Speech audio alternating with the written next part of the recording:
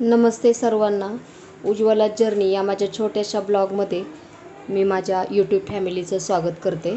आज आपण खोबऱ्याची बर्फी करणार आहोत. तर त्याच्यासाठी मी खोबरं हे वरून जी काळी पाट असते ना ती पूर्ण काढून घेतलेली आहे. खोबऱ्याचे असे छोटे छोटे तुकडे करून घेतलेले आहेत.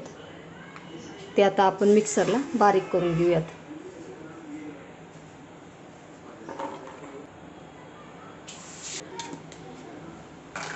छान असं बारीक खोबरं झालेलं आहे. हे पहा, अशाच पद्धतीने आपण सर्व खोबरं बारीक करून घेऊयात. 1 चमचा तूप टाकून घेऊयात. खोबऱ्याचा किस जो आहे ना तो याच्यात टाकून घेऊयात.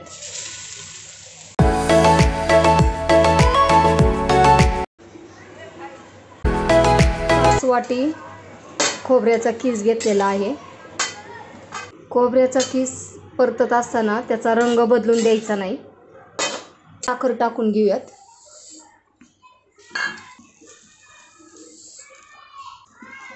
अडीच वाटी साखर घेतलेली आहे. आपण हे सर्व मिक्स करून घेऊयात. आता याच्यामध्ये आपण दूध आणि साखर घेऊयात.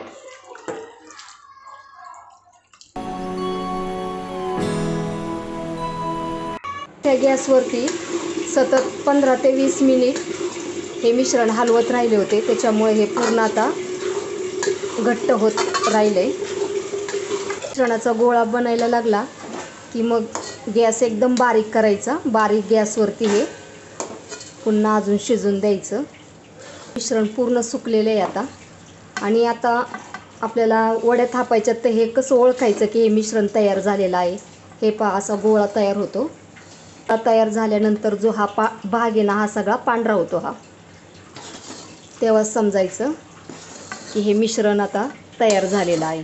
याच्यामध्ये आपण जे सरबतासाठी रूअफजा वापरतो ना ते याच्यामध्ये आपण टाकून घेऊयात.